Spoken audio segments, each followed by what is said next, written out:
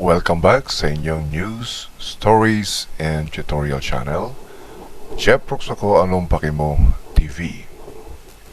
Sa video na ito at sa mga susunod pa mga videos ay ibibigay natin ang Excel Basics series.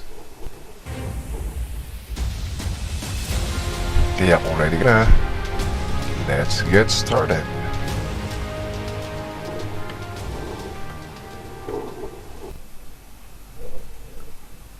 Welcome sa Excel Basics Series number 4.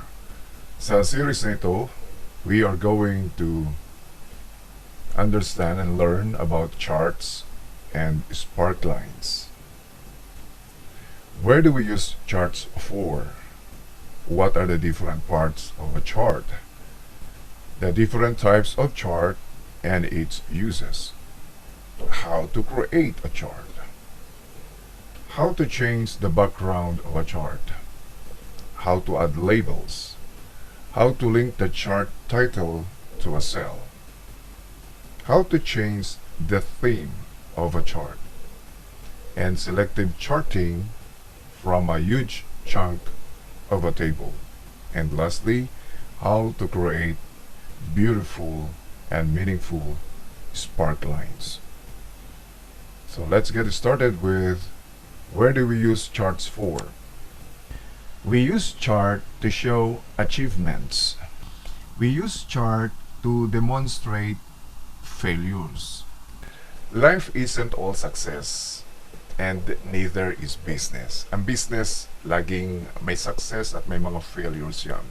We use chart to emphasize differences. We also use chart to highlight similarities.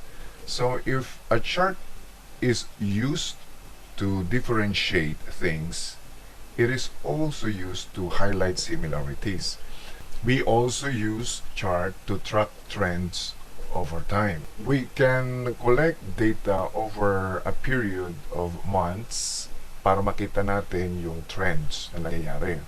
We also use chart to pinpoint changes over time.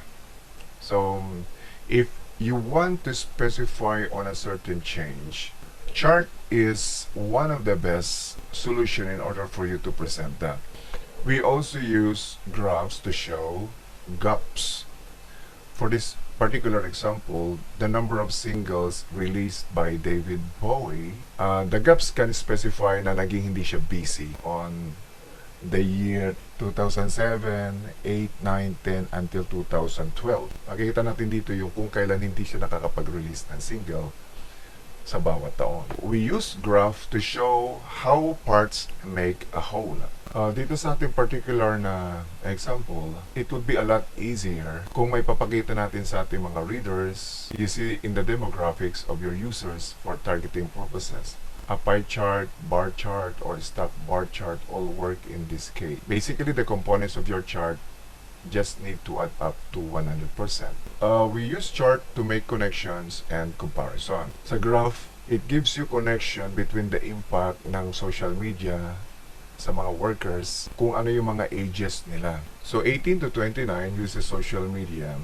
So 23%, they discovered information on social media that improved their opinion of a colleague. And so it only shows na younger workers more likely to find information on social media that changes their opinion of a coworker. So makita natin dito yung connections ng social media sa mga tao. So sa example natin, we can draw larger connections between ng age groups at saka ng role of social media sa pagbuo ng personal at saka professional na identities ng kanilang mga colleagues. We use also chart in setting goals. Kapag ikaw ay isang manager at gusto mong makita ang revenue plan ng buong team para madali mong ma-visualize at makapagbigay ng projection tungkol sa mga income, magkakaroon ka ng clearer picture, and with that, you can plan for a better revenue in the future or may improve pa ang mga sales sa mga susunod pa ng mga buwan or taon. Ang effective way of showing information is through a chart. Pero hindi dapat na masira yung credibility mo as a presenter dahil lamang sa maling representation ng figure do sa yung chart. A chart should be properly labeled at rule of thumb, pag may binigay kang chart, it should stand on its own. Ibig sabihin, sa chart pa lang na pinipresent mo, almost everything that you would like to say nandoon na. So, madali na nilang maiintindihan ang sinasabi mo, or even without saying anything, they could be able to understand what you are trying to present. Just make sure na very descriptive ang heading at saka ang subtext pag igagawa ka ng chart. And always make sure na properly labeled at accurate ang mga data na inilalagay mo sa iyong chart. Yan yung mga dahilan kung bakit gumagamit tayo ng chart sa ating mga report and even to our daily lives. Okay, now let's go to the different parts of a chart. Papakita ko sa inyo ang 9 parts of a chart. Ang una ay yung chart area. Ang chart area ay yung kabuuan ng chart natin. Yan, yung clinic ko na ito, as you can see, chart area. You can drag it to make it smaller or bigger. Pwede mo rin siyang, from here, pwede mo siyang i-drag at ilipat-lipat ng location. Everything inside the chart window, yan yung ating chart area. It includes all parts of the chart. Ang next natin ay ang title of the chart or chart title. Sa chart title should immediately show your reader what is this chart for? Saan ba ginagamit ito? There should be a proper label that you can add to the chart that tells your reader what the chart is all about. Next ay yung legend. This is a key that identifies patterns, colors, or symbols associated with a marker of a chart data series. So dito sa legend natin makita nyo yung kulay. Yung fourth quarter is represented by purple color. Yung third quarter is represented by green color. Yung second quarter represented by red color. At yung first quarter represented by the blue color. So everything that is in blue na nakikita ninyo dito sa pinipresent natin chart ay first quarter. This is our plot, yan selected area na yan. At ang grid lines natin ay itong mga selected na lines naman na ito. Horizontal axis title. This is horizontal axis title. It's a text that you can link to give more information about the chart. So, for this particular example, ang nakalagay sa ating title dito ay, this table shows the sales of ABC's top selling flowers for 4 quarters. So this is our horizontal axis title. We also have yung horizontal vertical axis title. It's a text which you can link also to give more information about the chart. Ito yung naka-arrange dito. Yan. This is the vertical and this is the horizontal axis title. Next part natin ay yung x-axis. Ang x-axis ay itong selected area na to, this category, this is what we call the x-axis. Sila yung data entries which are arranged horizontally that you can see immediately below the chart plot. So, yung category, this can also be figure, this can also be value or date na makita niyo dito. So the data vary from category to value to date. Ito yung ating x-axis. Now, we have the y-axis. Ang y-axis, ito, selected area na to, are data entries arranged vertically that you can see on the left side naman ng chart plot. Ang data din ito may vary from category to value to date depending on the representation ng inyong chart. Okay, so that's the 9 parts of a chart. Ngayon tingnan naman natin what are the different types of chart. Isa sa one of the most commonly used na mga chart natin ay ang pie chart. Ang pie chart ay nagdi-display lang ng one series of data. Ang data series is row or column of numbers used for charting. Kung nag-select ka ng maraming series, i-ignore lang ni Excel yung remaining other series. Magandang column chart sa pagko-compare ng single set of data points. Magagamit din natin ito sa mga multiple series.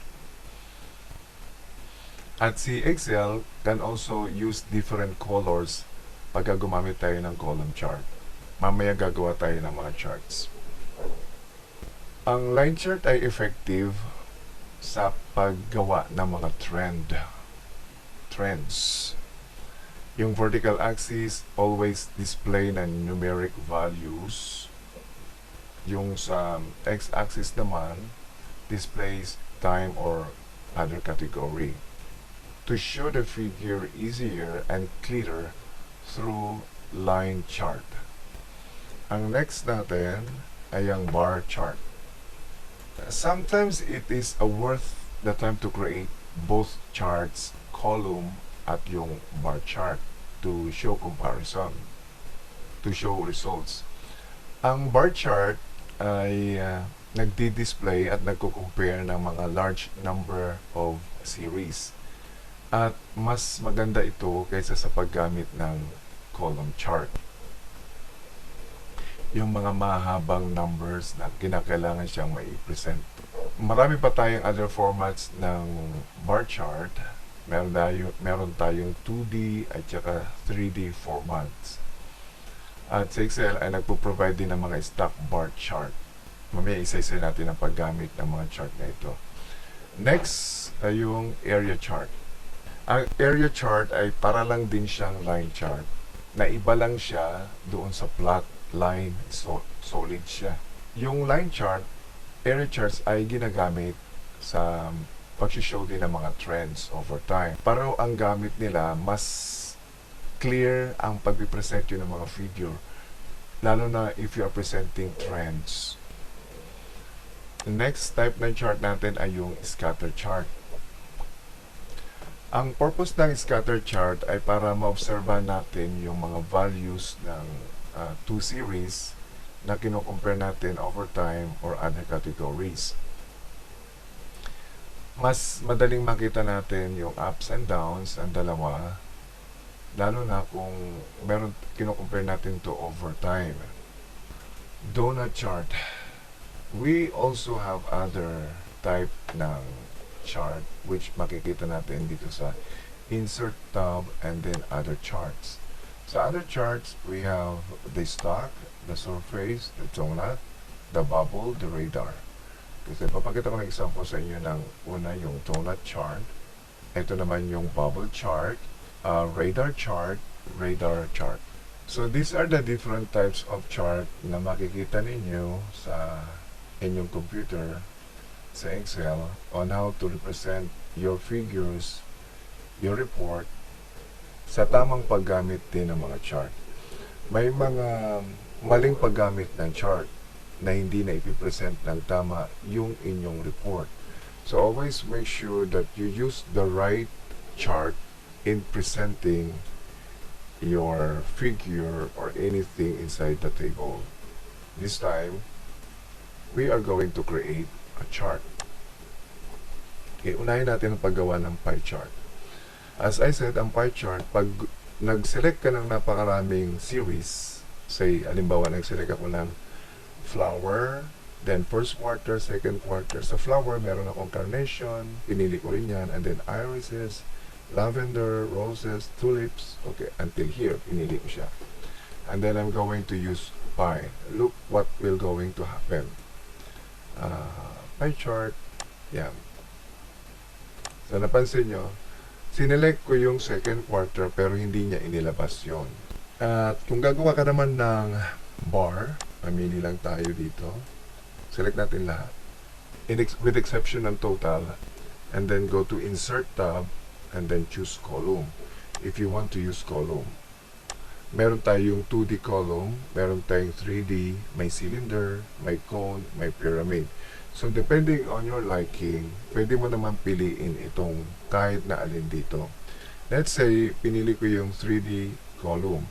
So, napakadali na gumawa ng chart. Pero mapapansin nyo dyan, wala yung title, wala yung horizontal and vertical axis title, except kung ano lang yung highlight mo, nag-insert ka, meron ka ng chart. Mamaya ituturo natin kung paano mag-insert ng mga labels. Okay. Now, let us go to changing the background ng chart. So, ito yung aking chart na ginawa based on my selection. And then, to change the background, kailangan selected yung iyong chart. How to select the chart? Punta ka doon sa gilid, sa edge. And then, go to, punta ka dito sa format, select shape fill. Sa select shape fill, pwede ka mamili ng picture. Say, picture yung gusto mong ilagay as a background. Select mo lang yon, and then mamili ka na ng picture. Say, you want this picture. So, yung background mo ngayon na isang picture na galing sa computer mo. It can be a picture of your company or picture ng product, but always make sure na yung picture na gagamitin mo is relevant doon sa graph na ginagawa mo o sa chart na yung ginagawa. Again, you can change the background by going to the shape fill, pero dapat nasa format tab ka. Okay. You can change it to black, you can change it to red, yellow, orange, green, depending on what you like. Pwede rin gradient. Ang gradient ay yan. So, you can choose anything you like para maging meaningful at syempre yung visibility ng iyong chart na ginagawa dapat ay madali makita mga figure. Hindi dapat na makadistract sa reader mo yung background, lalo na kung striking, kasi baka yung attention ng reader mo ay mapunta lang doon sa background. Mag-i-insert tayo ng labels. Say, to select labels, halimbawa label nitong yung mga columns natin. Ang gagawin mo lang, pumunta ka sa layout, data labels. Where do you want exactly to put the labels? Pwede mo siyang ilagay sa gitna, pwede mo siyang ilagay sa loob, pwede mo siyang ilagay sa inside the base. Say, gusto nating ilagay sa center. Yan. So, makikita mo ang label nandoon sa gitna. Again, nakita nyo, ang nalagyan lang ng label dito ay ang fourth quarter, yung kulay purple. What if gusto rin natin lagyan ng label yung kulay green? So, we have to select the green, which is the third quarter, and then lagyan din natin siya ng label. So, nakapaglagay na tayo ng mga labels doon sa ating chart. Now, let us proceed sa paglilink naman ng title. Pero syempre, tuturo ko muna sa inyo kung paano gumawa ng title. Okay. Paggawa ng title, since nandito na rin lang naman tayo, ang gawin natin ay select mo muna yung graph kasi hindi lalabas yung ating contextual tabs na design, layout, format. By the way, ang contextual tabs ay mga tabs na lumalabas lang kapag meron kang piniling picture. Si Excel, automatically ay inili-display niya ito kasi iniisip niya na gagamitin mo siya because you have selected a picture. Tandaan, hindi lalabas ang contextual tab hanggat hindi ka nakakapili ng picture or graph. So this time, kailangan natin pumili. So selected na yung graph natin, kaya lumabas na si design, si layout, at saka si format. So pupunta tayo sa layout, magdadagdag tayo ng chart title. So, pupunta tayo sa label group. Sa label group, nandoon yung chart title. Lagay natin centered overlay title or above the chart. Piliin ko yung above the chart kasi normally, ang mga title naman natin ay laging nasa itaas. So, above the chart, eto na yan. So, aralin natin ay how to link yung title natin sa isang cell.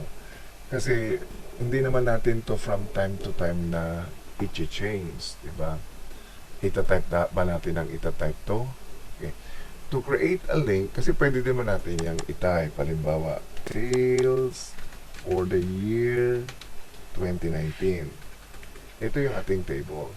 Pero papaano kung halimbawa change ko na dito, hindi na siya sale for the year 2019, kundi 2020 na siya. So I changed the table to 2020 and then click enter. So napansin nyo na hindi naman din nagbago to. So in order for you to update, so ikaw, pupunta mo dito and then you would change it 2020. I-retype nyo pa yan.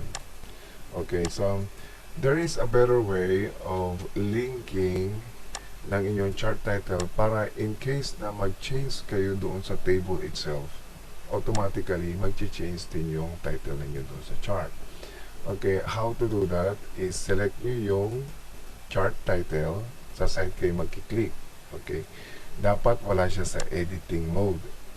Ngayon, pumunta kayo doon sa formula bar and then mag-type kayo ng equal sign at pumunta kayo doon sa cell that contains the title. So, in this case, pupunta ko doon sa B, okay, B2, and then press enter. Okay. So, pag pinalitan ko ngayon, itong title ko sa main table ko, like this is sales. Sales lang ang nilagay ko, then click enter. Immediately updated na din yung ating chart title. So this is how you're going to do it. So sales. Let's proceed to the next lesson natin. Ito naman yung pag-change ng theme. Okay. So halimbawa, this is your title, this is your chart. Yung design ng chart mo, you don't love seeing different colors, pero ang gusto mo ay parang nagva-vary lang. You can choose this theme or yung style. Punta naman tayo ngayon sa selective charting. Selective charting, mamimili lang tayo kung ano yung gusto nating ilabas o gawing chart. Say gusto ko yung carnation lang hanggang fourth quarter, and then gusto ko ilagay si rose. Alam mo, gusto ko lang i-compare yung dalawa. Pero makikita ninyo dito na magkaiba ng position yung dalawa. First is in-highlight ko ang category, yung first quarter, second quarter, until fourth quarter. Drag down para may select ko si carnation. And then by pressing control, pupunta ako doon kay rose. So, sa unang cell niya, dadrag ko siya hanggang dito sa fourth quarter din. I can also add more. So, pagkatapos ko silang i-select, pupunta ako sa insert and then gagawa ko ng say column. O pwede kong gumamit ng line to compare. So, gagamit ako ng 2D line. So, meron na ako chart na hindi ko ipinakita yung buong table, kundi sinelect ko lang yung top 3 o top 4 ko na mga best-selling na flowers. Yung 5 and below, hindi ko na siya present dito. Purposely, syempre, kung gagawa kayo ng chart, kailangan with objective. Hindi kayo gagawa ng chart na basta gusto lang ninyong gumawa ng chart. Of course, dito sa chart nito, you would put an axis na kung saan mag-i-insert ako dito ng magdadagdag ako ng axis title. Axis title pero horizontal. Horizontal and title below. So dito sa axis na to, pwede ko pa rin itong i-link. Click natin yung axis title. Kailangan wala siya sa editing mode. Call sign. And i-click natin itong isa dito sa ibaba. Ito yung gusto kong i-link dyan. Then, press enter. So nakita nyo immediately napalitan na siya. Mag-insert na rin ako ng vertical axis. Okay, so select ko yung aking chart, layout, and then axis titles, vertical naman ako. Vertical, tapos lalagay ko siya sa pababa yung gusto ko maging title. And then, itong title na to, gusto ko siyang i-link dito sa side na ito. So, click ko ito, and then equal sign, and then go to the cell that contains the text na gusto mo mag-appear as vertical axis title. And click enter. So, pag binago ko to, automatically magbabago rin yung aking vertical title axis. So, yan ang selective charting. At saka nag-insert na rin tayo ng x-axis title at saka ng y-axis title. And we also link them to cells na nagko-contain ng information na gusto nating ilagay sa ating chart. Now, gagawa naman tayo ngayon ng spark lines. Okay, so spark lines, bakit natin ginagawa ang spark lines? It's because we want to show sa ang mga audience natin individually kung paano nagpa-perform ang bawat product. Halimbawa, yung flowers. How does this flower perform individually according to the different quarters? So, individual ang paglalagay ng lines dito. So, select lang natin itong buong area. Punta tayo sa spark lines. Pwede nating gawin ang line, column, or ang win-loss spark line. Gusto ko yung column lang. May makikita ka ditong location range na hinahanap. So, pipiliin lang natin saan mo ilalagay. Dapat ang area ay same number ng row. Kung nag-start ka sa 3 ng selection mo, make sure na start ka rin sa 3. Okay, 3 until 15th row. So, sa bar natin, ito yung itsura niya. Ganito, pinipresent ang carnation. So, dito, individual performance sa first, second, third, at saka fourth quarter. And if you want to change it, punta ka lang sa home and clear all. Yan. Para matanggal siya. And then, change, select it again. At yun ay kung hindi mo gusto yung una mong ginawa. And then, go to insert. And then, spark lines. Punta ka dun sa line. Sa line, again, location range, saan mo ilalagay. Choose where you want the spark lines to be placed. So, gusto ko from here 3 to 13. Diyan ko gusto ilagay ang spark lines. Click OK. So, ito na kita yung mga lines na yan. That's how nagpa-perform sa 4 na quarters yung bawat products. And you can change them at any time. Ito, itong line na to. You can choose any color. Piling kulay green. Okay. So that's all about chart and spark lines. Kung meron kayong tatanungan, if you do have a question, kindly comment below.